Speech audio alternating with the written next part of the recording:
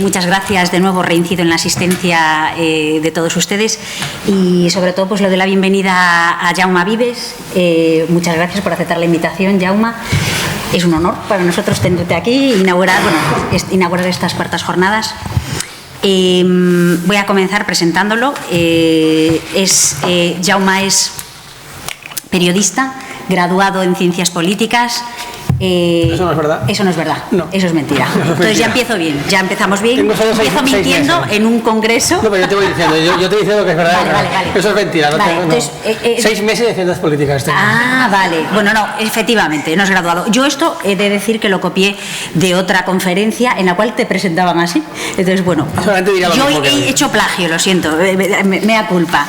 Efectivamente, entonces, bueno, sobre todo es divulgador, bueno, más que nada de los valores cristianos.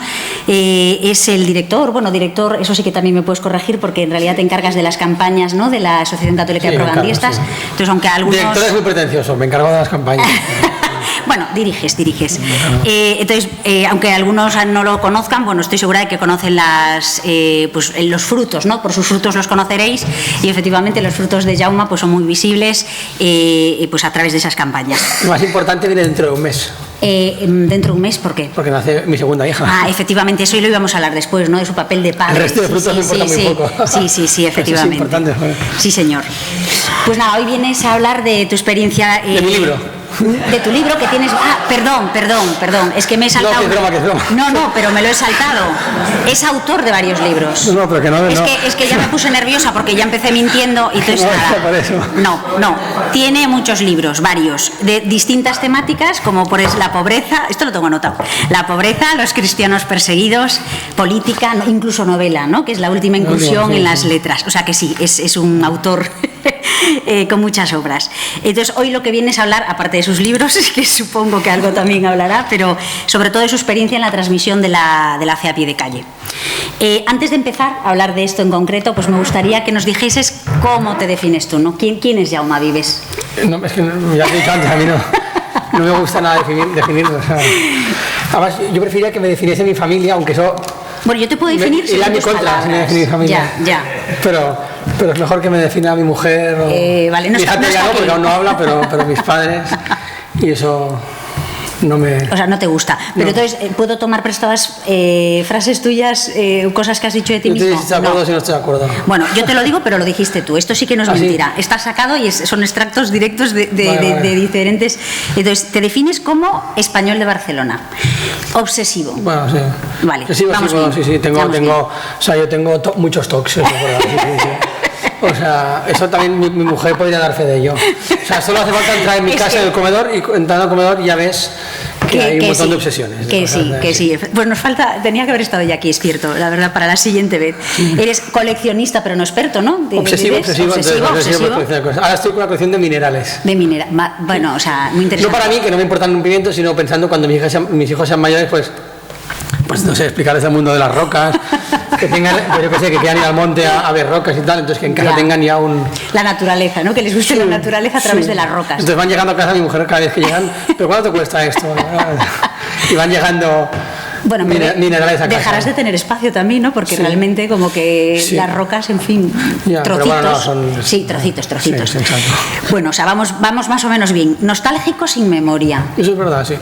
Soy muy nostálgico, yo me emociono muy fácilmente. Yo lloré por la muerte de mi abuelo antes de que mi abuelo se muriese. Ya. Yo por las noches decía a mi mujer, yo no sé si voy a poder superar la muerte de mi abuelo. Bueno, hablaremos de eso, ¿no? De tu papel. Pero luego tengo muy mala memoria, o sea, porque por ejemplo, sé que el año pasado estuve en Vigo, pero no recuerdo ni cuándo ni por qué. Pero soy muy nostálgico. Bueno, doy fe de ello porque nosotros nos conocíamos brevemente de otro momento, pero... Nosotros nos conocimos en una peregrinación, eso me ha hecho gracia. Y me acuerdo que estaba con un amigo que era su santo. Luego hablamos algo importante, pero por ahora sí. vamos a pasarlo romper el hielo. Era el santo, era una peregrinación que duraba 3 días. Sí. Y era el santo de un amigo. Y dijo, coño, pues vámonos tú y yo a desayunar, que el resto caminen y luego ya nos juntamos a la peregrinación. Y entonces estábamos en el restaurante ahí, nos tomamos una cerveza, después un bocadillo con otra cerveza, luego tal. Y dijimos, a lo mejor lo correcto era ir a caminar y no estar aquí de cervezas porque es una peregrinación. Y entonces de repente, cuando íbamos a pagar, nos dicen, oye, no, que De hecho, estáis invitados. Mi marido fue el que se acercó. Oye, que sepáis que no, estáis invitados, no hay que pagar nada. Y dijimos, ves, el Señor quería que estuvieras aquí, era una cosa de Dios. Y entonces ya nos quedamos. Ese día ya no caminamos. Bueno, yo creo que la próxima vez ya te acordarás. Pero sí. No, o sea, soy muy malo para algunas cosas, pero yo eso lo recuerdo. Pero eso lo recuerdas, sí, es cierto. Joder. De hecho, este año fuimos al mismo sitio a desayunar el mismo día, porque claro, mi amigo cumpleaños el mismo día. Claro. Y volvimos al mismo sitio, pero no estabais. No.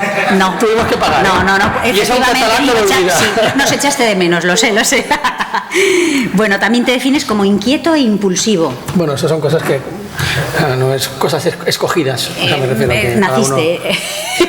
Mi madre dice que empecé a correr antes de caminar. Y eso no es una frase hecha, o sea, digo que mi madre dice que yo empecé a correr y luego ya pues, poco a poco aprendí a caminar. También te defines como mosca cojonera. Bueno, eso yo no sé si lo he dicho, pero... Lo has dicho. Yo te puedo poner la hemeroteca, pero bueno, vale, lo ignoramos. No. Y después también como católico del único modo que se puede ser, que es mal católico. Sí. Mal católico. Explícanos un poco, ¿por qué solo podemos ser mal católicos? Hombre, pero aquí nadie... O sea, todos tenemos miserias, todos tenemos debilidades, tenemos un pecado original que nos persigue, ¿no? O sea, digo que no somos... Que no somos sin tallos, digo que la vida es un camino diario de conversión, ¿no? Y que además es importante saber eso, porque una de las claves de la felicidad es conocer las propias limitaciones de uno, ¿no? Porque hoy en día que el mundo te vende, ¿no? Si quieres poder, si quieres triunfar, tienes que currártelo. O sea, hay cosas, la voluntad no lo es todo. O sea, uno puede ponerle mucha voluntad a todas las cosas, pero yo me acuerdo, ¿no? A mí me cuesta mucho levantarme por la mañana. Yo le puedo poner mucha voluntad de salir de la cama por la mañana, pero aguanto 3 días, al cuarto día te das cuenta que no soy capaz. Y entonces, claro, si tú vas a que el Señor te quiere por lo que eres capaz de vencerte a ti mismo y por lo que eres capaz de tal, o sea, si es una cuestión solo de voluntarismo, es muy duro para uno. Entonces, o sea, que no quiere decir que uno se abandone a, bueno, pues mira, tal, me abandone y tal, no, o sea, digo que la vida es eso, ¿no? O sea, es lucha, pero que hay que saber que nos va a perseguir toda la vida, o sea, que nunca vamos a querer a nuestra mujer como... ¿no? Sí. Nos caemos y nos levantamos, y de eso es la Iglesia. La Iglesia acoge al pecador, ¿no? Bueno, eso tenemos la experiencia en nuestras familias. O sea, a ti te gustaría querer a tu mujer bien y te das cuenta de que no eres capaz de querer bien a tu mujer, que no eres capaz de querer bien a tus hijos, o sea, que no eres capaz de hacer... O sea, digo, y eso lo ves, ¿no? Entonces, y si apartas a Dios, pues ves como que todo te cuesta más. Cuesta más. ¿No? Muy bien. Y también, bueno, te definías sobre todo como hijo, hermano, marido y padre, ¿no? Padre desde hace ahora un añito. Sí, muy y en breve, efectivamente, padre de tu segundo hijo. Entonces, de todo esto, quizás lo que más te define es tu faceta familiar, ¿no? Digamos, o dirías un poco todo. Bueno, a mí mi familia o sea, yo digo, yo soy como soy por mi familia, o sea, por mis padres, por mi hermana. Yo me alejé de la fe con 13 años. Y empecé a probar, o sea, me lo pasé muy bien, tengo que decirlo, pero lo hice muy mal, pero yo con 13 años... Porque dentro de la fe, o sea, con la fe y con la iglesia no se lo pasaba bien uno bien. Yo me lo pasé súper bien. Pero quiero decir... Hoy hemos comido y lo hemos pasado bien. O sea, que se lo pasa bien cenaremos y lo pasamos alejado, bien. Pero también cuando... No, me lo pasé bien porque el demonio no es tonto, el demonio sabe con qué tentarte y te tienta con cosas que son divertidas. Pero que yo recuerdo, o sea, con 13 años... Yo me alejo completamente de la fe. Si mis padres me habían dicho A, yo hago Z. Y yo recuerdo, o sea, tener 13 años y haber probado todo aquello, pues... Que te decían que no. Sí, o sea, cosas que, claro, yo, la hermana pequeña de mi mujer, ahora ya es mayor, pero yo cuando la conocí tenía 13 años y decía, joder, digo, si yo pienso lo que yo hacía con 13 años, o sea, yo estaba enfermo. Digo, que una niña de 13 años, un niño de 13 años, lo normal... Pues no sé, pues sí, de tus cosas, es más cabroncete, es más tal, pero bueno, pues yo me alejé mucho. Y soy lo que soy porque mi hermana siempre se mantuvo, porque mis padres nunca dejaron de dar testimonio, o sea, y por los abuelos y los tíos que tengo. Entonces, para mí la familia es importantísima. O sea, a mí me preguntan, ¿cómo te imaginas el cielo? Y yo que me equivoco, porque somos incapaces de imaginarnos el cielo, pero yo me imagino una mesa larguísima con toda mi familia y una sobremesa eterna. Y yo me la imagino así. Qué gran manera de imaginárselo, efectivamente. Que solamente estoy equivocado, porque será mucho mejor que eso, pero en mi cabecita pequeñita, que pues es limitada, pues yo me la imagino así. O sea, para mí la familia o sea, lo es todo, es lo que... O sea, y luego para mí es importantísimo, porque, y está, ya que estamos, y está muy ligado al tema que hablaremos, o sea, Y ese problema de hoy en día, es decir, o sea, es básico tener un hogar al que volver, ¿no? Y cada vez hay menos hogares a los que volver. Entonces, a mí lo que siempre me ha hecho, como en ese sentido, pues muy libre, o sea, muy despreocupado, ¿no? O sea, que tampoco digo, o sea, no es mérito mío, o sea, es una cosa que me ha sido regalada, ¿no? O sea, el no pesar las palabras, bueno, pues mira, si aquí me he pasado un poco de frenada, pues que me da igual, o sea, no me preocupa, o sea, como en ese sentido, ese desprendimiento, o sea, no es un mérito mío en ese sentido, sino es que yo he sido muy libre porque sé que luego tengo un hogar al que volver en el que se me quiere por cómo soy. Y que te perdonan, ¿no? Que te perdonan. Sí, que a lo mejor sí, que se te acoge como eres. O sea, es un amor, es lo más parecido al amor de Dios. Es lo más parecido a un amor gratuito. Entonces, y eso cada vez hay menos hogares a los que volver. ¿No? Y eso es un regalo. Yo doy gracias a Dios porque he tenido y sigo teniendo un hogar al que volver, y a lo mejor pues he metido la pata hasta el fondo, pero yo sé que llego a ese hogar y en ese hogar se me quiere por lo que soy, no por lo que hago, no por lo que digo, no por lo que pienso, sino por lo que soy. Y eso yo creo que es una cosa muy importante. O sea, y ahí está, o sea, y por eso es muy difícil, ¿no?, que uno pueda ser libre, no tener que pesar las palabras, no tener que si no tiene luego un sitio al que volver y se le quiere incondicionalmente. Y ese es el gran drama, que no hay, o sea, que lo hablamos hoy en la comida, o sea, que no hay vínculos fuertes. O sea, no hay vínculos fuertes. Hay una idea incluso de destrucción de la familia, ¿no? Todo un montón de decisiones políticas, todas orientadas quizás a romper este vínculo, ¿no? y a la unidad familiar, que al final es la semilla de la Sagrada Familia, un poco, que es la que expande la fe.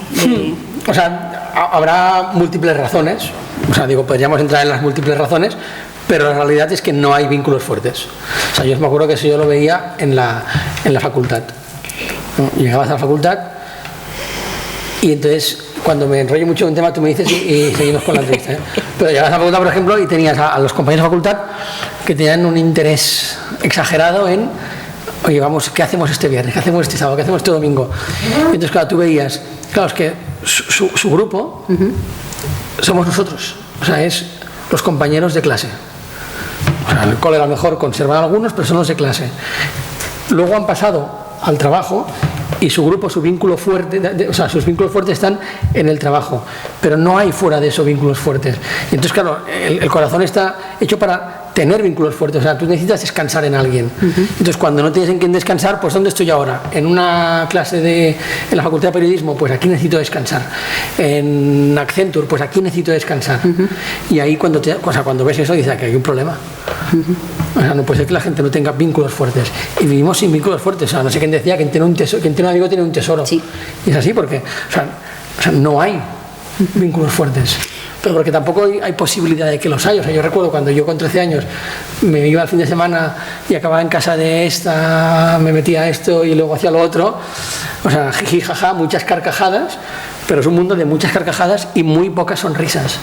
O sea, mucho jaja, pero poco descansar. De hecho, cuando volviste, ¿no? O sea, dices que te alejaste muy pronto. Cuando volviste, ¿qué fue qué te hizo volver a acercarte a Dios, digamos? O sea, ¿viste ese vacío en donde, digamos, en los ambientes en los que estabas, había ese vacío? Sí, o sea, yo creo que, o sea, yo lo que recuerdo, o sea, yo parto de la base que estamos bien hechos. Y entonces, como estamos bien hechos, pues cuando uno se va alejando, ¿no?, de aquello para lo que está hecho, como está bien hecho, pues se da cuenta de eso, pues ahí hay algo que no funciona dentro y eso lo nota. Entonces yo recuerdo noches muy duras, o sea, de llegar a casa, y antes hablábamos con Dani, o sea, llegar a casa y todo te da vueltas, dices, menuda mierda de vida, o sea, ¿qué hago yo aquí? Tienes 13 años, la habitación gira, te pitan los oídos de la música, son las 5 o 6 de la mañana, has estado esta noche con no sé qué chico, o sea, todo mal. Y entonces todo, o sea, mareado, pones el pie en el suelo. Eso aquí hay jóvenes, pero no hay muchos jóvenes. O sea, digo que no es que de espíritu está lleno de jóvenes de espíritu, pero digo digo jóvenes de 15 años, o sea, jóvenes. Entonces pones el pie, lo que se llama meter el ancla, ¿no? Entonces, para que todo deje de dar vueltas. Entonces metes el pie, pero tampoco funciona. Entonces yo recuerdo, pues acababa sentado en la cama, miraba perdida en el suelo diciendo, menuda mierda de vida. O sea, estás ahí debatiéndote entre vomito, no vomito, me encuentro fatal, todo me da vueltas. esta noche la leche, me lo he pasado fenomenal, pero si algún día tengo un problema, o sea, ¿a quién tendré al lado? O sea, estoy solo. O sea, tengo muchos colegas. Y entonces en mi vida aparecen como 3 cosas, o sea, 3 momentos que el Señor me pone, porque el Señor no se cansa de picar a la puerta, y sí, tú puedes cerrar las puertas, tú te puedes ir para otro lado, pero el Señor no se cansa, no se cansa, no se cansa. Y entonces, bueno, pues si tú quieres cerrar las puertas siempre, lo puedes hacer, pero no será porque Él no te haya picado para que se la abras. Y entonces dices, coño, y este coño, es decir, esto es lo que yo quiero, en parte también es gracias a lo que yo recibí en mi casa. O sea, mis padres, o sea, lo que hicieron mis padres fue o sea, yo espero poder educar a mis hijos como mis padres me educaron a mí, porque lo pasaron muy mal, pero para mí fue un testimonio, o sea, y todavía hoy, o sea, yo si hago lo que hago y soy lo que soy, es porque yo solo, no es que mis padres me hayan contado cosas, sino que yo lo he vivido en mi casa, con mis padres, con mis tíos, con mis abuelos. Se educa con el ejemplo, ¿no? O sea, para mis padres lo importante era la fe de sus hijos y el resto les daba igual. Y entonces, claro, aunque tú pues te alejes, tal, tú eso lo ves en tus padres y dices, joder, a mis padres les da igual si saco buenas notas o malas notas, que no, que es importante que saques buenas notas, pero que no es lo que les quita el sueño. O sea, a mis padres les preocupa cuando yo me alejo del Señor.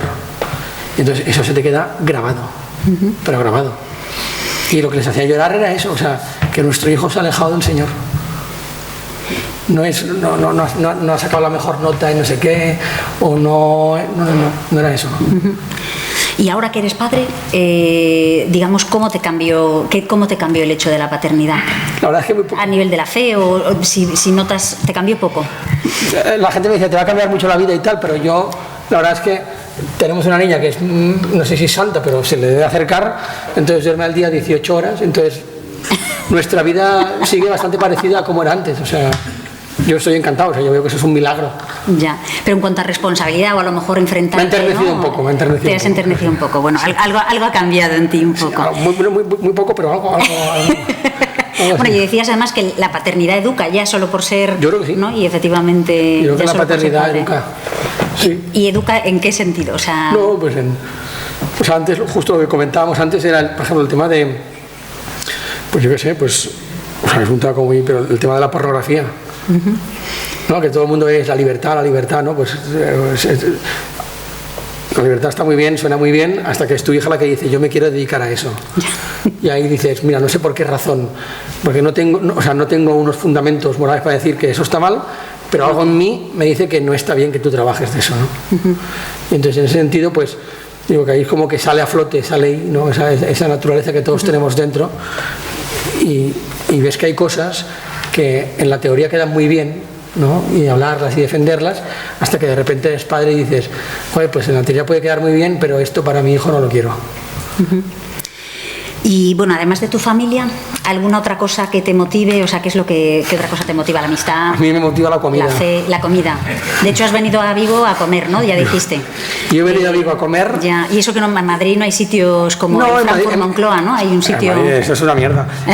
En Madrid, en Vigo, en Galicia en general se come bastante bien. Y eso para mí es una importante motivación. En serio. Bueno, yo creo que vas a comer bien, entonces efectivamente, ya comiste bien, ¿no? Y vas a cenar bien. Sí, no me quejo. Vale. Toda mi ropa huele a comida, porque nos hemos metido en un bar que no hay forma, me la he sacado en un hotel a ver si se ventilaba, pero no hay forma. No, o sea, eso, se queda pegada. Pero bueno, yo te diría, el sufrimiento de las personas te motiva. Te motiva en el sentido... Joder, eso queda muy feo. Perdón, queda fatal, es cierto.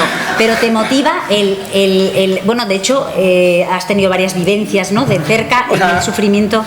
Pues yo lo veo diferente, o sea, yo lo veo, o sea, es lo que te decía antes, o sea, yo lo que he vivido en mi casa, o sea, yo vengo de una familia católica, mis bisabuelos, los hermanos de mis bisabuelos que eran misioneros en India, en Venezuela, o sea, te hablo de 3 generaciones atrás. Luego mis bisabuelos que no los conocí, pero lo que me contaron, mis abuelos que los conocí a todos, mis tíos abuelos, mis padres. Entonces yo como que siempre he vivido como de un modo muy natural, que es, o sea, que cuando uno descubre el tesoro de la fe, porque al final, o sea, eso es lo que tenemos que ver, es decir, si la fe es un tesoro no tiene ningún sentido esconderlo, es una cosa egoísta. Entonces, si la fe es un tesoro no es una cosa que yo me quedo para mí y para mis hijos y mi familia, es una cosa que yo comunico con el resto de gente, ¿no? Porque si no, ¿qué clase de tesoro es? O sea, yo O sea, si es un regalo que yo he recibido, pues yo comparto ese regalo. Entonces yo siempre he vivido, ¿no?, que ese regalo que uno ha recibido es lo que ordena toda la vida. O sea, no es una cosa de, pues, bueno, sí, pues no, pues compartimento, ¿no? Y ese regalo, pues, le hago un poco de caso el domingo, pero luego, pues, tengo cosas que hacer. No, o sea, es un regalo que lo desmonta todo y luego lo vuelve a montar todo, ¿no? Entonces, así es como yo he vivido la fe, no porque me lo hayan dicho, sino porque es como yo he visto que mi familia ha vivido la fe, ¿no? O sea, que Cristo era el centro de todo, punto. Y entonces, a partir de Cristo se ordena el resto de cosas. Y entonces, cuando yo vuelvo a la fe, claro, no entiendo otro modo de vivirla. Y entonces, por eso, por ejemplo, lo de Irak no es porque me motive que a los cristianos les persigan, por otro lado es inevitable, es decir, que la Iglesia está llamada a ser perseguida y lo va a ser siempre, y si no lo es, se tiene que preguntar por qué no lo está haciendo, ¿no? Porque entonces hay algo malo, algo está haciendo mal. Pero entonces, o sea, lo que me mueve a acercarme a esa realidad es, coño, es que esta gente está dispuesta a morir por Cristo, y eso es lo que he visto en mis tíos abuelos, es lo que he visto en mis abuelos, o sea, es lo que, no lo que me han explicado, sino lo que yo he visto. O sea, mi madre estuvo en un trabajo 40 años que la tenían marginada por ser católica, 40 años, o sea, podría haberse largado, y estuvo 40 años viviendo en un infierno porque, o sea, dijo, yo soy católica y como soy católica yo esto y esto no lo puedo hacer, se acabó. Entonces, 40 años machacado en un trabajo, tiene tela. Entonces, claro, ves esto, te educan así, lo vives así, ves dónde vivimos, y yo el primero dices, coño, damos pena, ¿no? Damos pena porque vamos a ver de qué manera escondemos nuestra fe, de qué manera lo diluimos un poco, cómo podemos ser un poco más sutiles para no escandalizar y que no nos llevan palos. Y entonces, por ejemplo, pues en el tema de los cristianos de Irak, dices, coño, estos tíos están dispuestos a morir por Cristo. Entonces, esta es la fe de mis abuelos. Yo quiero hablar con estos tíos, a ver qué es lo que les mueve y por qué están haciendo esto y cómo es su vida, y primero para mí y luego para contarlo. O sea, que esa es la motivación, digamos, pero no es una motivación por el sufrimiento ajeno. Bueno, no, efectivamente, ¿no? O sea, como Cristo es el que ayuda a soportar los sufrimientos, ¿no?, de la vida. Mucha gente usa el término activista para referirse a ti, ¿no? ¿Te gusta el término? No te gusta. O sea, efectivamente, el término activista quizás está relacionado con un perfil, ¿no?, muy concreto, además, que es como, pero en realidad es fe en acción. En tu caso, ¿se podría decir que eres un activista de la fe? Tampoco me gusta. Tampoco. No me gusta. Ya. O sea, es como decir, o sea, no. O sea. ¿Y cómo diría? O sea, lo que haces, ¿no?, el mostrar la fe abiertamente. Bueno, yo creo que es algo que en el fondo todo el mundo, o sea, todos hacemos en mayor o menor medida y todos estamos llamados a hacer, que es lo que decía antes. O sea, si yo he recibido un regalo, o sea, el problema aquí, yo creo que el problema que tenemos los católicos es que lo más probable es que no tengamos una relación personal con Cristo. Entonces, en la medida en que no tienes una relación personal con Cristo, es complicado que tú vayas al mundo a hablar de alguien a quien no conoces. Es decir, que te han contado, sí, que existe Cristo, que no sé cuántos, que te quiere mucho, que ha muerto por ti, pero tú no le conoces. Entonces, estar dispuesto a ir al mundo a hablar de Cristo y a que te partan la cara por hablar de Cristo es complicado. Sí, es como, pues, yo voy a la calle a hablar de mi madre y decir que mi madre es la mejor del mundo, pero no de la tuya, que seguramente será la mejor del mundo para ti, pero yo no la conozco, no sé quién es. Entonces, pero de la mía voy encantado. Entonces, el problema que yo creo que tenemos aquí es que no hay no lo vemos como un regalo el haber recibido al Señor, no hay una relación concreta personal con el Señor. Y entonces no hay una. Y por eso no salimos a la calle, por eso no, a la que cae un palo, pues nos empezamos a esconder un poquito. Entonces, efectivamente, o sea, no te gusta el término activista, pero de alguna manera el activista es una persona que lucha, ¿no?, que defiende. Sí, pero que yo creo que no estamos llamados a ser activistas, estamos llamados o sea, yo me he encontrado con Cristo, o sea, Cristo me ha salvado, o sea, Cristo ha rehecho mi vida, yo era un desastre y de repente, o sea, Cristo ha entrado en mi vida y la ha transformado, y yo tengo un hermano que está mal, y tengo un hermano que su vida es un desastre, tengo un hermano que lo está pasando mal. Pues yo estoy llamado a no esconderle a Cristo a ese hermano, porque es egoísta. O sea, estoy llamado a ese hermano a presentarle a Cristo para que también pueda transformar su vida. Pero eso no es ser activista, eso es, o sea, lo que yo he recibido, ser coherente. Tengo que transmitirlo a otros, pero tengo que transmitirlo a otros porque o sea, me tengo que creer que es un bien. Pero claro, para creerme que es un bien es que yo tengo que haber vivido ese bien. Porque si yo no he vivido ese bien y lo vivo pues como una serie de ideas o de tal, pues entonces será muy complicado. Pero si yo he vivido ese bien y yo, o sea, yo en mi vida he vivido como el Señor me ha rescatado, entonces yo necesito al hermano que está sufriendo decirle esto. Pero eso no, ya digo, no creo que la palabra persona sea activista. Vale. Dice San Juan Pablo II que la búsqueda del bien común de la patria es un deber para el cristiano, ¿no? Entonces aquí esto lo entronco un poco con aquel año 2017, ¿no? Y aquel que viva España de Manolo Escobar en un balcón de tu casa familiar. Eres un patriota, se puede decir, eres un patriota, ¿te reconoces como patriota? ¿Te parece un término ajustado? Y luego, ¿qué te motivó, ¿no? En este caso a posicionarte. Pues la obediencia a mis padres. ¿Te obligaron ellos? Sí. Esto es novedad, yo esto sí que no lo había oído nunca, ninguna. Vale. Eso fue la obediencia a mis padres. Vale. Porque, o sea, el día que empezó todo, yo estaba cenando, estaba comiendo, no sé con quién, y entonces ahí empezó todo el rollo de las cacerolas y tal. Sí. Y entonces mis padres estaban en casa, yo todavía seguía en casa viviendo porque aún no me había casado, y entonces había mucho jaleo, y mis padres me dijeron, oye, tráete los altavoces que te llevaste a Irak a poner el documental, porque es el último día ya, o sea, mañana ya estos tíos no van a tocarnos las pelotas con las cacerolas encima de todo el rollo tal, ahora encima... O sea, la idea es de tus padres. Sí, yo no tengo ningún... Bueno, es la primera vez que lo escucho. Y entonces yo me fui donde estaban guardados los altavoces y al día siguiente pues ya empezó la juerga. Sí. Efectivamente. Estuvo muy bien, o sea, fue precioso, Y bueno, y además te puso en el, yo creo que en el mapa nacional, ¿no? O sea, saliste... España es un país de pandereta y entonces cuando hacen el tonto de repente la pandereta gustaba. Sí, eso es verdad. Eso es verdad, sí. Vale. Pero fue muy bonito, porque ahí, o sea, recuperamos algo que yo creo que hemos perdido, sobre todo en las grandes ciudades, que es la vecindad. O sea, de repente empezamos a tener relación con el vecino de arriba, el vecino de abajo, el vecino de enfrente. Durante un mes y medio, cada noche en casa había 20 personas cenando, amigos, tal. Entonces había juerga al balcón y luego sacábamos vino, jamón, tal, y cenábamos conocidos, desconocidos, y eso está muy bien, porque eso se ha perdido. O sea, porque somos muy dados a, hay un problema en no sé dónde, que ha habido un huracán, voy a dar dinero porque hay que ayudar y soy súper solidario, pero el vecino de enfrente tiene un tumor y me da completamente igual, y ni siquiera sé que tiene un tumor. O el vecino de enfrente se está separando y me lo miro, se está separando de su mujer, ya está, y me lo miro. Entonces, bueno, está muy bien que ayudes no sé dónde, pero es que tienes un tío en la puerta de enfrente de tu casa que está a punto de romper su matrimonio. Eso no te dice nada.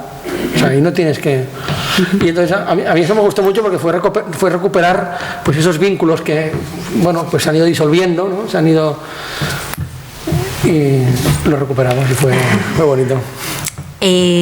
Bueno, entonces hablamos de que efectivamente ser cristiano es ser patriota, pero primero es amar pero es amar a Dios, ¿no? Amar a la patria.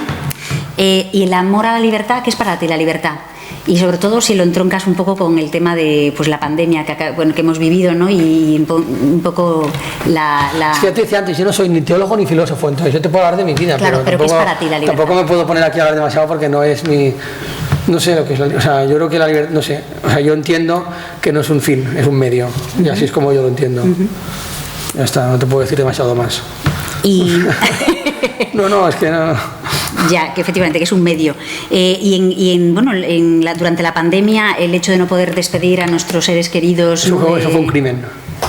Eso me pareció un crimen a mí. ¿Salimos más fuertes? Bueno, no sé. Pero eso a mí me pareció un crimen. Más yo lo viví con mi abuelo, y a mí eso me pareció...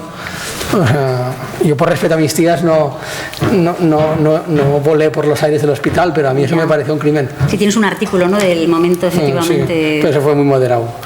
A mí eso me pareció un crimen. No es verdad, porque...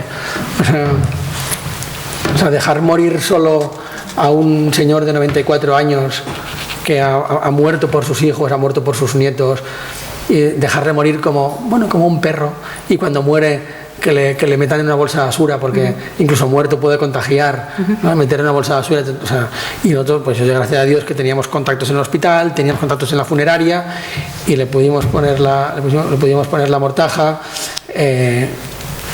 pudimos despedirle en vida todavía, pero fue una cosa muy desagradable.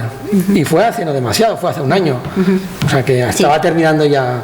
O sea, que la gente que se te llevaban al padre de casa y al 2 o 3 meses volvía en una hornita, mira, aquí está tu padre, que tal. A mí eso también te da un poco pues pistas, ¿no?, de cómo estamos, ¿no? O sea, que no te dejan ni acompañar a los moribundos ni enterrar a los muertos, y nadie sale de casa. O sea, que estamos bastante anestesiados. O sea, digo que también es una cosa a tener en cuenta. Pero me pareció un crimen a mí esto. La postura, de hecho, los católicos quizás no fue tampoco la correcta, ¿no? O sea, a nivel de no salir efectivamente a protestar. Yo te puedo hablar de la postura de mi familia, no me atrevo yo a hablar de la postura de... Bueno, pero de quejarnos, ¿no? De efectivamente de que no... Bueno, pero no es de católicos o no, o sea, digo que es una cuestión de... Antes hablábamos, ¿no?, de lo que nos han transmitido los mayores. Coño, pues un moribundo... Es que la familia tiene que estar cogiéndole la mano, rezando con él, cantando canciones, que así es como yo he visto morir a todos mis abuelos, alrededor de la cama del hospital o de casa, cantando canciones, contando chistes, rezando con ellos, y se morían, el velatorio era en casa, venía la gente, tal, y luego se desenterraba, se cantaba la canción, y luego íbamos a hacer una gran comilona, porque la comida es muy importante, para celebrar, pues no sabíamos si estaba en el cielo, pero bueno, que ya lo que tuviese que ser ya había sido. O sea, digo, y eso es una cosa... Y eso se arrebató a la gente. Transmitir la fe a pie de calle, ¿no? Se habla hoy en día de fe en muchos ámbitos, de fe como confianza. ¿Qué aporta la fe de un cristiano? ¿Qué es la fe de un cristiano? En realidad me vas a decir, yo no puedo hablar de la fe del cristiano sino la fe de Jaume. Pues ¿qué es la fe de Jaume? O sea, ¿qué aportamos como cristianos con nuestra fe? O sea, no es que lo que aportemos con nuestra fe, sino que, hay un libro que yo recomiendo que es Justo y Necesario, de Scott Hahn, que es una maravilla, que además se lee súper fácil, se lee en 4 tardes, que al final un poco la tesis es por la pregunta de qué aportamos. Tenemos experiencia, la mayor parte de los que estamos aquí, que Cristo ordena nuestra vida, ¿no? Y que la religión verdadera es un poco la que ordena nuestra vida, ¿no? Que si no, pues uno es un despendolado. En nuestro matrimonio es lo mismo, o sea, nuestro matrimonio es de 3, o es que lo sabemos, no somos capaces de amar como nos gustaría pues en mi caso a mi mujer, ¿no? Pues del mismo modo que la religión verdadera que Cristo me ordena a mí y ordena a mi familia, pues también ordena a la sociedad, también puede ordenar mi escalera de vecinos. Entonces no es lo que mi fe aporta, sino que es lo que Cristo aporta, o sea, es lo que la religión verdadera aporta, o sea, que es lo que puede ordenar la sociedad.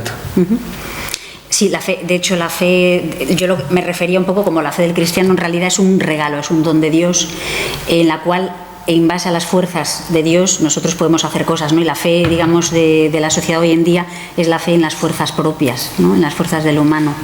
Sí, eso es una tentación a la que podemos caer muchas veces los católicos, y caemos frecuentemente. Pero bueno, es lo que hablábamos al principio, ¿no?, del voluntarismo. O sea, Pues una vez que sabemos lo que somos y lo que tenemos, ese tesoro que tenemos y que queremos transmitirlo, ¿qué es lo que haces, ¿no?, en este momento en tu actual trabajo como director o en realidad colaborador de las campañas de la CDP?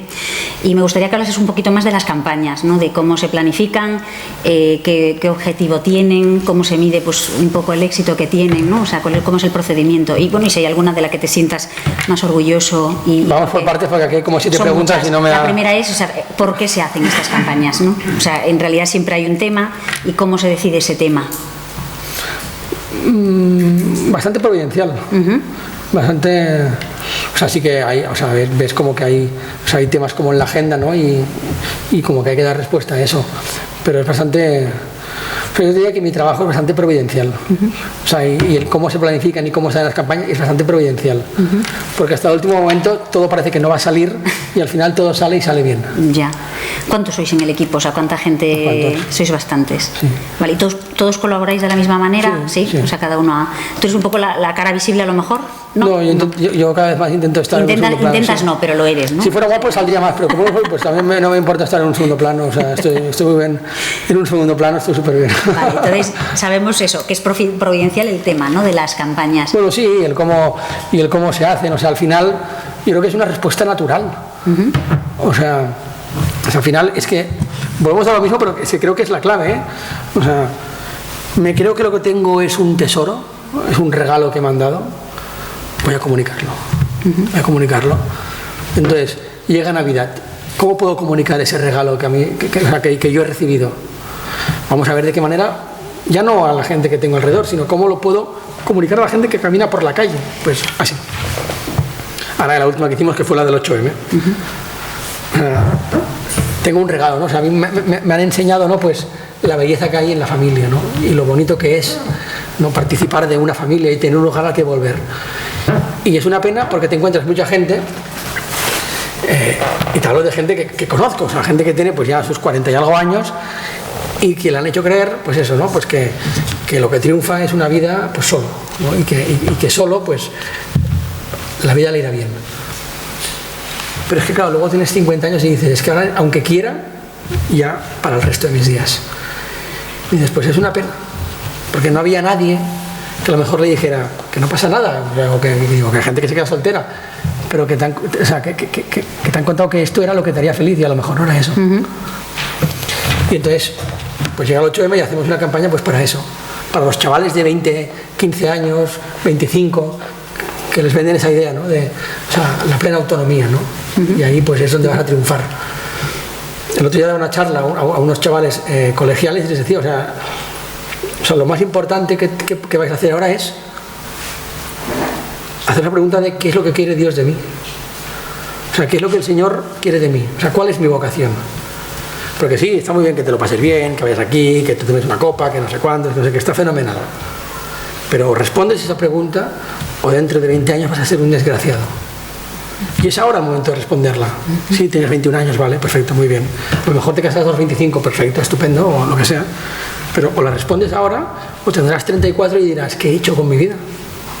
Y entonces el problema está en que, o sea, la sociedad te empuja a no preguntártelo cuando te tienes que preguntar, y llegan los 34, llegan los 40, llegan los 45, llegan los 50, y dices, coño, ¿y yo qué he hecho? Y entonces pues es lo mismo, ¿no? Pues llega el 8M, pues vamos a hablar de eso, que los chavales se hagan esas preguntas. ¿Y cómo se difunden, ¿no?, las campañas? ¿Cómo decidís los medios de difusión? Por ejemplo, usabais marquesinas, ¿no?, en alguna ocasión. Digo, al final no deja de ser un medio. O sea, no es importante el medio, digamos, para cómo llegar a esas generaciones jóvenes, a lo mejor, ¿no? O sea, la clave para llegar al final, o sea, es la autenticidad. Yo creo que esa es la clave. Y aparte, o sea, y eso lo ves en los grandes santos, o sea, los grandes santos que han fundado congregaciones religiosas, o sea, es gente que no ha diluido el mensaje, sino que es gente que ha vivido con radicalidad. Entonces, eso es lo que ha traído. Porque, o sea, yo siempre pongo ese ejemplo, o sea, tú si ves a un sacerdote que vive como un solterón, dices, coño, pues para vivir como un solterón, lo vivo de verdad. Como solterón. De verdad. Entonces, pues para eso me falta ese sacerdote, pero cuando ves un sacerdote que vive con radicalidad, dices, eso es bonito, eso es bonito. Y entonces ves dónde una congregación da frutos y dónde una congregación no da frutos. Y da frutos donde, o sea, a ojos del mundo es, estos tíos están tarados. Y entonces la clave de que el mensaje se difunda no es el soporte, sino es ser auténtico. O sea, en un mundo que ya ha apartado a Dios completamente, ¿no? O sea, no lo niega, o sea, lo ha apartado, es como si no existiera. O sea, en el fondo hay mucha necesidad de que le hablen de Dios. Entonces, tienes que hablarle de Dios al mundo, porque lo necesita, porque la gente quiere. O sea, quiere a Dios. O sea, nuestro corazón está hecho para eso. Entonces, hay una estrategia, ¿no?, que hemos comprado y que nos ha llevado pues, a que todos los seminarios se nos queden grandes, que es, la clave es diluir el mensaje. No vamos a diluir el mensaje para así llegar a más gente. Y eso no funciona. Además que no solo no funciona, y además ya se ha visto, sino que además es ridículo. Porque volviendo al ejemplo de mi madre, tú imagínate que esta conferencia fuese para yo hablar de mi madre, ¿no?, y para defender a mi madre. Imagínate que yo hablo de que mi madre es la mejor del mundo, pero me da un poco de vergüenza. Y entonces, pues hablo sin mencionarla, diluyo un poco. Bueno, sí, pero a ver, tampoco te pienses que tal, ¿no? Pero este tío, o sea, qué vergüenza de hijo. Yo no quiero esa madre, yo no quiero esa vergüenza de ella, o sea, cómo debe ser su madre que el chaval se avergüenza. Entonces, o sea, hay que ir de frente. Y de frente no quiere decir, lo que decía antes Carmen, no quiere decir te pongo aquí la cruz y si me das un beso te pego un collejón. No quiere decir eso, ir de frente. Yo creo que todos sabemos lo que quiere decir ir de frente. ¿Y cómo medís el éxito de las campañas? Bueno, si se mide o si tenéis es una cosa que a mí me da muy bien porque Alfonso, que es el presidente de la CDP, no le preocupa el éxito de las campañas. No, y eso está muy bien porque es una cosa muy apostólica. O sea, el objetivo no es que luego, o sea, las ven muchas personas y está muy bien que las vean muchas personas, pero que, o sea, el valor de eso es pues cuando haces Vividores y de repente te escribe un tío que se está planteando suicidarse, ha visto el testimonio de Andrés Marcio, que es uno de los chavales de Vividores, y te dice: me ha encantado el testimonio de este niño, dame el correo que le quiero escribir un mensaje para darle las gracias. Pues el éxito es ese. O por ejemplo, otro día un profesor que nos dijo: oye, he puesto el vídeo del 8M en clase y 2 niñas han roto a llorar. Pues el éxito de la campaña son esas 2 niñas. Porque a lo mejor vivían en una mentira y de repente pues esa tontería que es ese vídeo, ¿no?, se lo ha desmontado todo y gracias a eso pues de ahí ya salen 2 familias cristianas. ¿No lo sabes? No lo sabes. O sea que el éxito no es una cuestión de números, que luego los números van muy bien y está fenomenal, pero que el éxito es otro. Y lo bueno del éxito es no conocerlo, porque eso también va muy bien para la humildad. O sea, uno siembra y uno hace, ¿no? Y luego, y eso lo vemos en nuestra vida, y luego el Señor lo ves con los hijos. O sea, tú a los hijos haces lo que puedes, dices: pues ese se me ha despendolado, y a lo mejor te estás muriendo, el hijo tiene 60 años, y dices: joder, y ahora ha vuelto. Dices, y tú lo das por perdido. No sabes cuándo el Señor y a través de qué va a actuar, pero por no saberlo no puedes dejar de hacer. El otro día me contaba un amigo, estaba en un retiro, y le vino una iluminación, y entonces le dijo un sacerdote: me vino una iluminación sobre la chica que tengo al lado, ¿se la digo o no se la digo? ¿Cuál es? Y dijo: esto. Y dijo: dísela. Y entonces le dijo: oye, que hay una persona en el cielo que me dice que está muy contenta de que estés aquí y que por fin hayas vuelto y no sé cuántos. Y entonces, claro, esa señora se puso a llorar. Y luego, cuando ya terminó la llorera, le dijo: oye, mira, que es que mi abuela murió hace un mes y lo único que le preocupaba a mi abuela era que yo volviera a la iglesia, porque llevaba pues 40 y pico años y era lo que quería. Entonces, y aquí estoy. Entonces no sabes, a lo mejor cuando estés muerto es cuando va a dar fruto lo que tú has sembrado. Pero no lo haces para tú ver el fruto, o sea, lo haces porque crees que es un bien. O sea, crees que es un bien y entonces lo haces. ¿Cuáles crees que son los principales retos o dificultades que afrontamos los católicos en la sociedad de hoy? O sea, una sociedad que ha negado a Dios, ¿no? Que está... Yo creo que hay dos peligros a los que nos enfrentamos absolutamente todos los católicos. Uno es el miedo y otro es el querer ser normal. Y esos son como las dos grandes tentaciones que nos van a perseguir toda la vida. A algunos le va a atacar más el miedo y a otro el veneno de querer ser normal. Pero eso es lo que nos va a perseguir, o sea, el miedo de no quiero ser el friki de clase, el que se ha creído un cuento de hadas, el rarito, el no sé cuántos, el marginado. Mi madre 40 años en el trabajo, pues lo normal es no tener estar 40 años marginado en el trabajo, es lo normal. Entonces tienes el miedo, que yo creo que se supera con oración y luego viviendo la relación con el Señor. Porque a mí me da igual que me señalen por quién son mis amigos, me da igual. Es que tú eres amigo de tal, pues sí, ¿qué pasa? ¿Sí? Es que tal, sí, hace esto, perfecto, ¿y qué? ¿No? Entonces, está el miedo y luego el querer ser normal. O sea, que un poco va ligado, ¿no? Como nos creemos que lo nuestro no mola. A lo mejor porque no lo hemos terminado de descubrir del todo. Entonces, no nos atrevemos a presentarlo. Entonces lo que hacemos es cogerlo del mundo, que es lo que mola, no es decir, mira, que yo soy un tío normal. ¿No? Entonces, en todo, o sea, en el vestir, en el ocio, en el negocio. Entonces, hay como esa tentación, ¿no? De, oye, que no podemos ser los raros. Y aquí nadie dice que haya que buscar la rareza, es decir, tampoco es una virtud buscar, yo tengo que ser el raro sí o sí, no se trata de eso. Pero se trata de saber que, o sea, no es más el discípulo que su maestro, y al maestro lo crucificaron. Entonces la iglesia está llamada a ser perseguida, y lo será hasta el final de los tiempos. ¿Sí o sí? O sea, queramos o no. Entonces, si no aceptamos eso, o sea, el querer ser normal en el fondo es no aceptar eso, es el querer encajar. Entonces, Y yo creo que eso es un problema, o sea, un reto al que nos enfrentamos. El estar dispuesto a decir, pues sí, pues en esto soy el raro. O sea, yo me acuerdo, en el colegio mi hermana y yo éramos los raros. Éramos los raros. Hay un libro de Rod Dreher, que es Vivir sin mentiras, que habla de eso, ¿no? De cómo a los niños de pequeños pues ya les educan en cómo son diferentes al resto. En todo, en el hablar, en el comportarse. Bueno, y queremos, la tendencia del ser humano es querer encajar, ¿no? Y ciertamente el mundo, o sea, formamos parte del mundo, pero tenemos que Pero hay que convertir en una virtud no el buscar desencajar por desencajar, sino el que no es algo malo desencajar. Y no pasa nada. No pasa nada. Y a eso le tenemos un pánico terrible.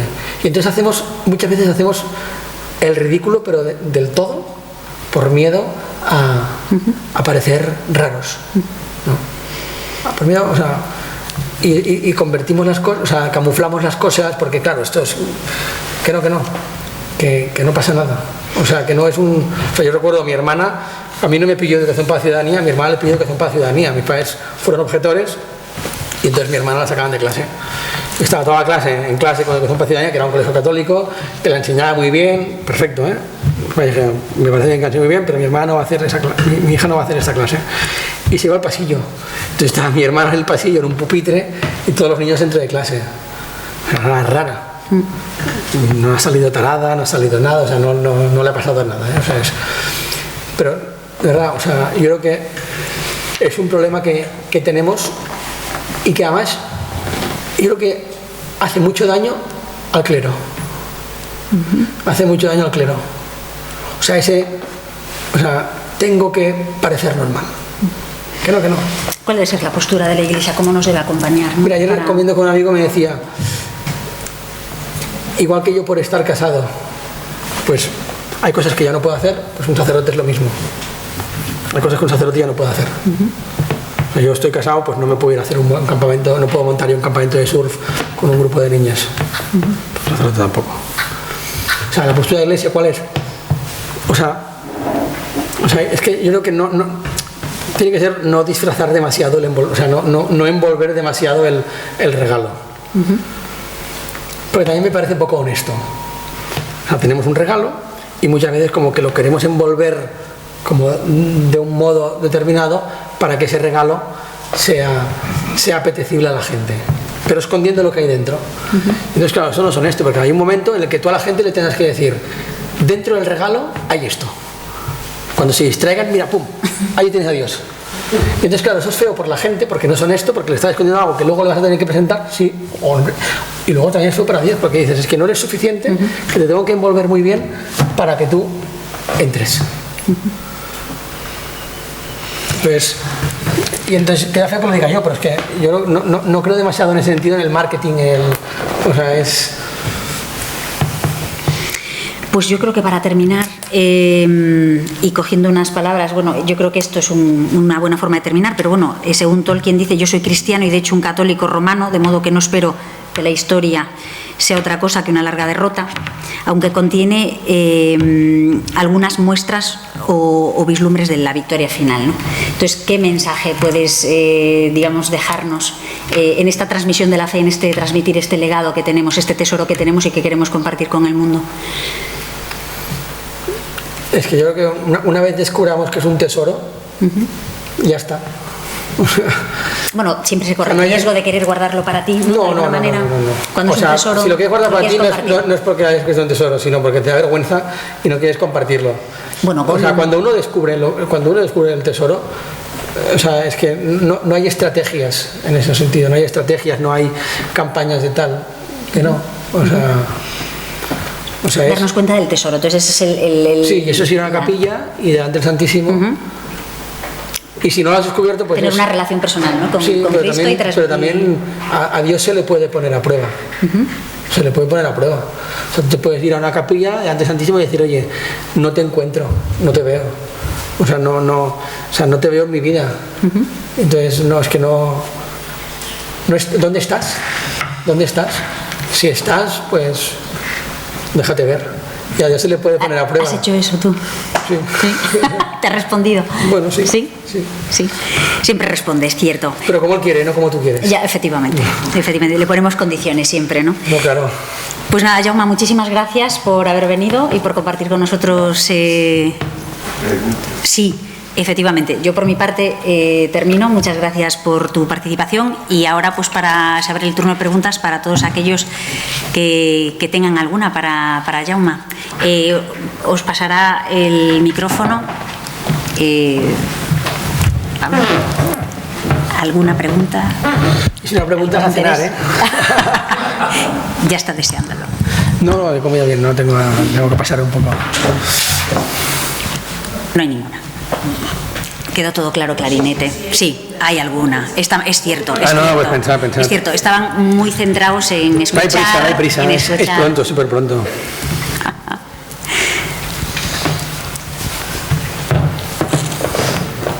Una de las al principio, perdón, gracias por tu charla.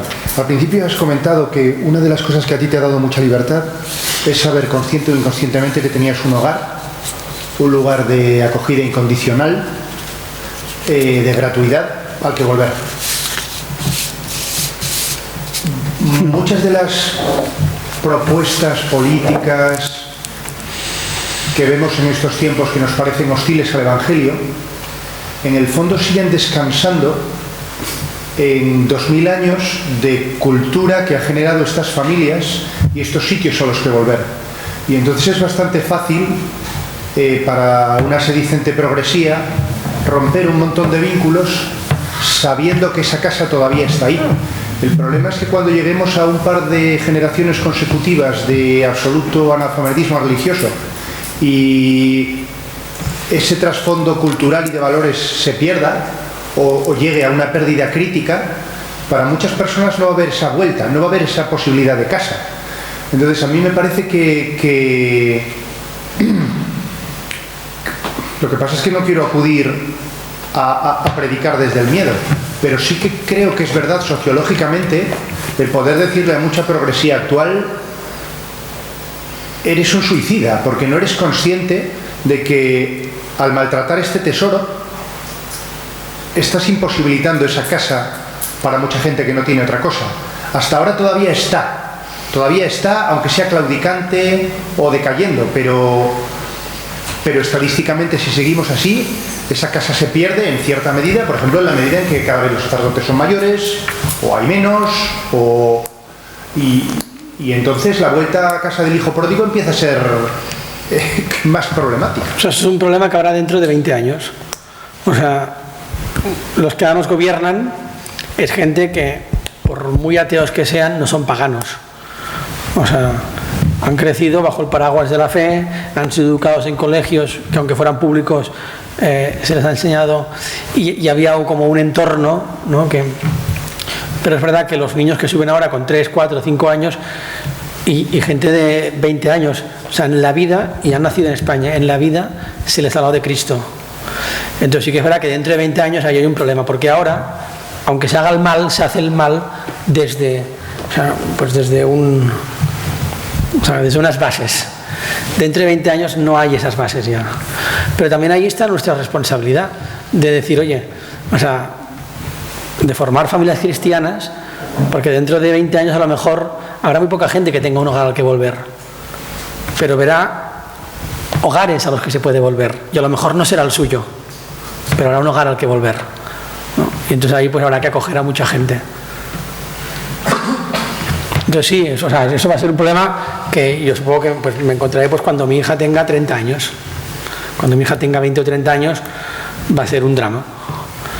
Pero ahí está pues la educación que yo le doy a mi hija, y que mi hija, con la educación que reciba, forme una buena familia que sea ejemplo para personas que, pues para paganos, que no hayan escuchado hablar nunca de Cristo y que de repente dirán, coño, aquí hay algo de belleza, aquí hay algo bonito que yo no he tenido y que yo quiero tener. Pero sí, no es muy esperanzador.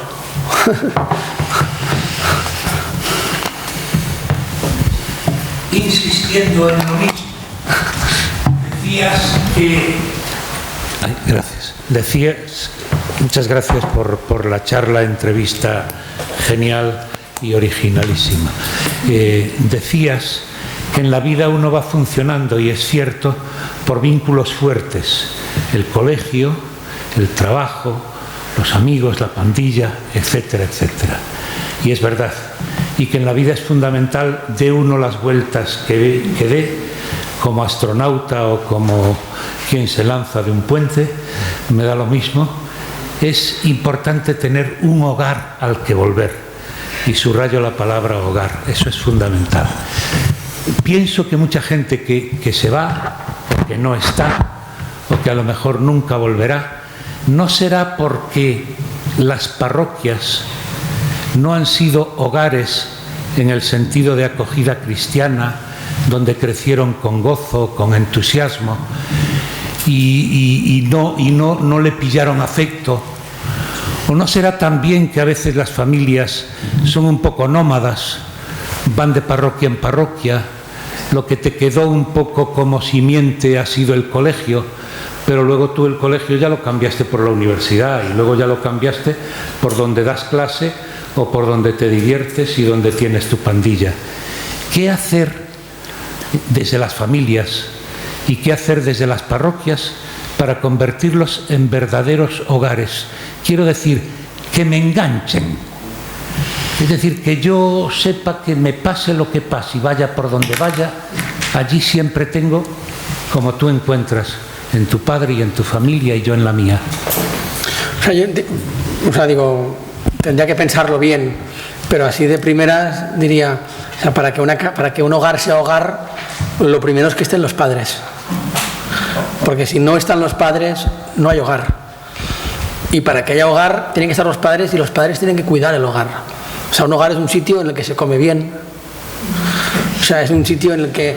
No, es verdad, es un sitio en el que se come bien, un hogar, en el que se cocina bien y se come bien. Un hogar es un sitio en el que se canta juntos, es un sitio en el que se... O sea, los padres tienen que hacer hogar. Si los padres no están, no puede haber hogar.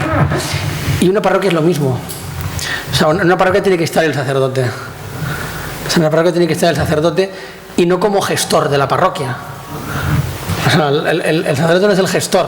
O sea, para gestionar la parroquia, pues delegas en un feligrés que es un tío súper entregado o lo que sea. O sea, el sacerdote está para llevar a Cristo a sus feligreses, pues para confesar, para decir misa. Se acabó. Y el problema es que, bueno, primero que los hogares no son hogares porque los padres no están en el hogar, pero muchas veces por incapacidad, porque tienen que trabajar 20 horas al día, no pueden estar en casa, ¿no? O sea, y además les están obligados a trabajar a los dos, porque como los salarios son una mierda, pues o trabajan los dos o no entra dinero a casa. Entonces los dos fuera de casa todo el día. Y luego en las parroquias, pues ha entrado pues ese venenillo, ¿no? De que lo importante es por la mañana repartir 100 desayunos, que eso está muy bien. Y luego, bueno, pues la misa está bien, pero lo importante es que repartas esos 100 desayunos, porque eso es lo que tú puedes ver con tus ojos, ¿no? Entonces, lo que mis ojos ven es lo que tiene valor, ¿no? Pero claro, la misa, yo no veo el fruto que da la misa. No veo el fruto que da una adoración, el fruto que da la confesión. Entonces, sí, ok, pero que no te quite tiempo para repartir los desayunos el tener que estar confesando. Y entonces, claro, la parroquia se entrega a lo social, que está muy bien, y la parroquia se muere. Porque si la parroquia no tiene claro cuál es el centro de la vida parroquial, no hay... Pero aparte, digo, tenemos alrededor un montón de parroquias y eso lo ves. O sea, ves parroquias que están vacías y luego ves parroquias que tienen vida. Y no porque haya jóvenes. La parroquia donde yo vivo hay muy pocos jóvenes, pero está reventada. O sea, tú vas entre semana y a lo mejor hay 100 personas. Un día a las 8 de la tarde. Y vas el sábado y no para entrar gente. Hay mucha gente mayor. Pero tienes confesiones todo el día. Tienes misa varias horas. Tal día tienes adoración, luego tienes la penitencial no sé qué día. Entonces al final, pues eso, no sé si con eso he respondido un poco a la pregunta porque tampoco la tenía muy pensada, pero yo creo que un poco es... Y luego también hay una responsabilidad, en el caso de las parroquias, nuestra. O sea, nosotros nos pensamos que el domingo sales de misa, el sacerdote se mete en un armario, se queda, y al domingo siguiente cuando vuelve sale del armario, celebra misa y vuelve a entrar otra vez dentro. Y ese tío está 6 horas a la semana, 6 días a la semana, solo, sin nadie, comiendo todos los días solo, cenando todos los días solo, porque no tiene la suerte muchas veces de tener varios matrimonios que le inviten a cenar a casa. Entonces, claro, eso también es un problema de nosotros no cuidar a nuestros sacerdotes, o sea, el sacerdote de la parroquia de nuestro barrio, que sí, el sacerdote, pues eso, el domingo, y luego ya, pues yo el resto de la semana no tengo ni idea, que no. Y luego, pues a lo mejor puede tener la suerte que vive en comunidad en una parroquia, pero muchas veces no, viven solos. Y si vamos todavía un poquito más atrás, porque este es un tema que me preocupa porque me he enterado de historias de amigos míos que no me han gustado nada, el problema ese empieza en el seminario. O sea, si el seminario es un piso de estudiantes, estás jodido. Si es un piso de estudiantes, estás jodido. Y si cada vez que tú por la noche te escapas a tomarte unas copas, lo que hacen es castigarte, estás jodido. Porque si no te dicen por qué está mal que salgas a tomarte unas copas, hasta el punto de que tú lo intuices y digas, coño, es que, o sea, el Señor no me llama a mí a eso, me llama a otra cosa. Entonces, si tú salgo, me castigan, cuando salgas y nadie te castiga, y ya tengo una generación de sacerdotes que eran de los buenos, porque son los que han nadado contracorriente para entrar en el seminario, han sido ahorrados de clase, son tíos muy tal, pues están destruidos y te enteras, pues mira, este ha acabado en un hotel con no sé quién y este no sé cuántos, y eran los buenos. O sea, que yo creo que también el problema es verdad que empieza en, o sea, el saber, o sea, que tú vas a morir al mundo, tío, o sea, que tú, o sea, vas a morir al mundo y te casas con Cristo y con la Iglesia, y ese es tu trabajo, se acabó. Y tú mueres por tu parroquia. Ya está. O sea, no hace falta que te vayas de copas que no sé quién, o que te vayas de no sé cuántos, o que tengas una vida súper activa y con un montón de planes, que es que no es eso. Porque al final, aunque al final no acabes en la cama con alguien, es otro modo de no vivir la castidad. Entonces, eso también es un... Y eso además viene de lejos, lo del seminario. Y además lo ves porque entra gente muy buena, pero que no les han marcado.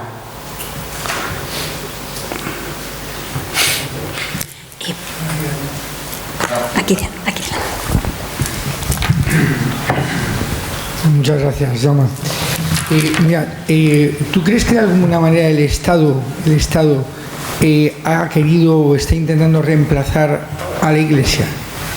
Es decir, convirtiéndose en un foro donde se provee de normas morales, una determinada seguridad, siempre material, una especie de lugar de acogida, donde una institución como es la Iglesia, o instituciones que preexisten al Estado, como la familia, como es el mercado, como es también la propia idea de nación, para mí son instituciones que preexisten al Estado, son previas a él, y que el Estado está en una actitud de deterioro, de desgaste hacia ellas, para intentar tomar su lugar. Y en particular me preocupa cómo la gente está un poco tendiendo a aceptar más las normas que vienen del BOE, como si fueran una especie de palabra de Dios, ¿no?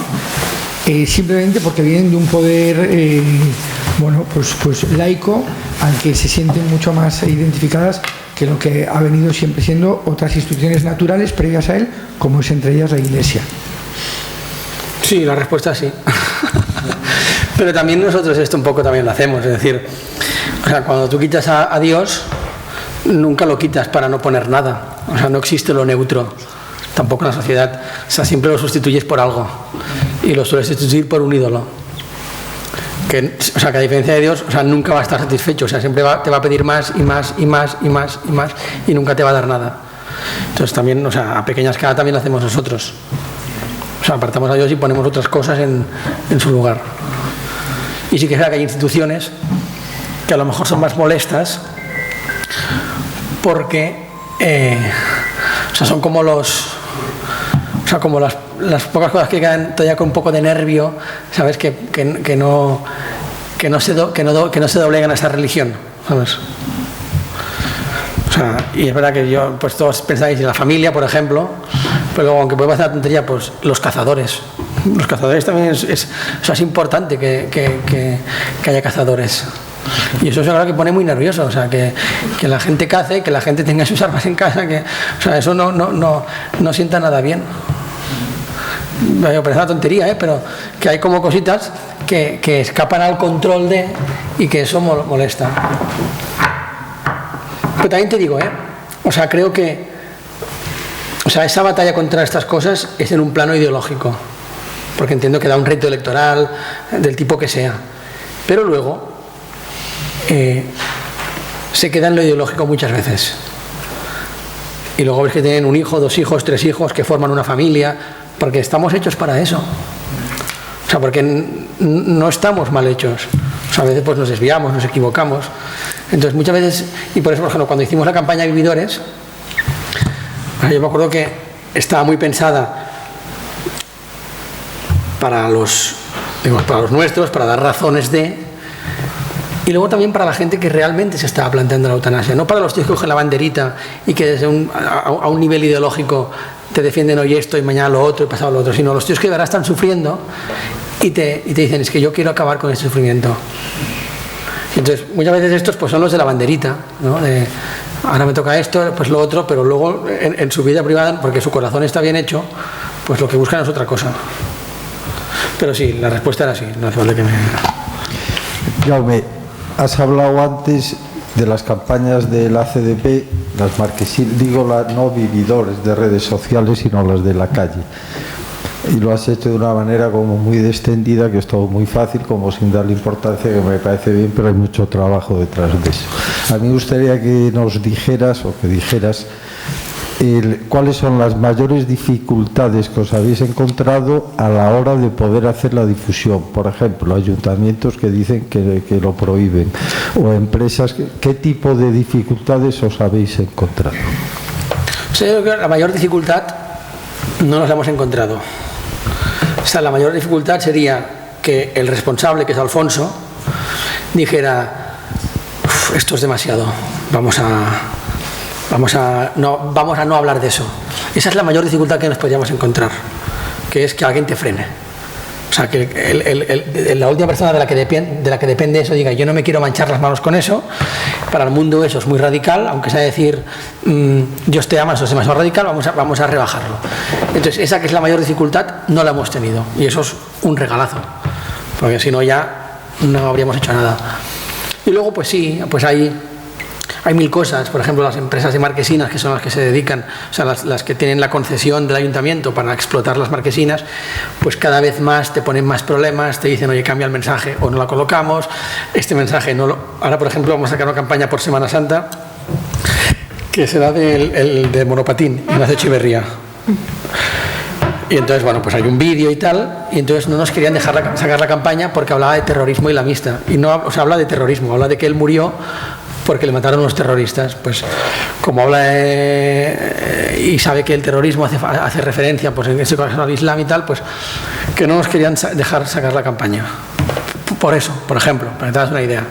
Entonces, bueno, pues ahí tienes que pelear, tienes que irte con el director general de la empresa y decirle, ¿de qué coño vas, tío? O sea, digo, que es que estamos hablando de un tío que ha muerto por alguien que no le conocía, ha entregado su vida, tal, y estamos hablando de esto y de quién le mató, pero ya está. O sea, digo que...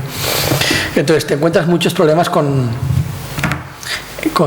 las empresas que luego ves que hay otras cosas que las ponen sin ningún tipo de problema, ¿no? Porque luego hay una campaña de Netflix y no sé cuántos y esa te la colocan y no pasa nada, o de Hall te la colocan y no pasa nada, pero les aterra colocar esto porque luego es el ayuntamiento que les dice, tú has puesto esta campaña y la concesión es mía y es un concurso, pero bueno, ya sabemos cómo van los concursos, el año que viene ya no la tienes. Y eso, por ejemplo, en Santiago hubo una empresa que perdió la concesión por poner la campaña de la Ave María que hicimos el 8M. Entonces, ese es uno de los problemas. Y luego, pues van saliendo problemillas de, pues no sé, pues no llegamos a tiempo para no sé cuántos, o no tenemos esto cerrado, pero al final, o no sabemos si este es el mejor mensaje, lo que sea, pero al final ves, y eso yo, desde que me fui a Irak, lo he descubierto, la providencia es la que, por lo menos mi vida, la guía cada día de mi vida. Y entonces te das cuenta que, y además es una cura de humildad muy buena, porque tú ahí vas con la lengua afuera, esto no sé, esto tal, y te agobias porque son tus planes, como tú lo tienes organizado, no sé cuántos, y entonces hay un momento que te das cuenta de que ha salido y sabes que no era por ti, porque es que tú no estabas llegando y tú no estabas nada convencido, pero ha salido, ¿no? Y ahí es cuando ves que el Señor ha actuado. Y entonces en las campañas, o sea, lo vemos a menudo esto, lo vemos a menudo. Pero tampoco ya te digo, es que o sea, en ese sentido o sea, es que el mayor problema sería que ese mayor problema que hay en la Iglesia, que somos nosotros mismos, ese es el mayor problema, es esto no lo voy a decir, esto lo tengo que decir de esa otra manera, que al final dices, ¿y qué me estás queriendo decir? ¿Que le rece a Buda o que le rece a... ¿Qué me estás queriendo decir? O sea, ese problema no lo tenemos. Y entonces, salvado ese problema, que es el mayor problema que hay hoy en día en la Iglesia, el resto es pues enfrentarte pues a una empresa de marquesinas, a no sé cuántos, a no sé qué, afinar un poco el mensaje, afinar lo otro, que no llego por tiempo, pero ya está. Pero la verdad que lo gordo es lo que hemos hablado antes, el miedo y el querer ser normal. El yo no quiero ser de esos radicales. Yo no quiero... O sea que en ese sentido el mérito, y no es porque me pague, lo pienso de verdad, el mérito es Alfonso. No, se me ocurre poca gente que en el puesto de Alfonso dijera, adelante con eso. Porque te juegas la reputación. En el mundo en el que vivimos, te juegas la reputación. Ya sea por quedar como un friki, que nadie quiere quedar como un friki, ya sea por quedar como un radical, a mí me gusta, pero entiendo que a la gente no le gusta quedar como un radical, ya sea por quedar como lo que sea. Te juegas la reputación. Y dices, claro, y yo que estaba en Irak dices, coño, pues sí, la reputación, ¿y qué? Digo que los que están en Irak se juegan la vida. O sea, se juegan la casa, el trabajo, los ahorros, la educación de los hijos, la vida de los hijos y sus vidas. Solo por decir, yo soy cristiano. Y cada día dicen, yo soy cristiano. Y mueren. Y pierden casa, trabajo, ahorros. O sea, aquello es lo que yo pongo, mi seguridad, mi felicidad, ¿no? Una buena casa, un buen trabajo, un buen sueldo. Entonces, sí, nosotros que nos jugamos la reputación, pues...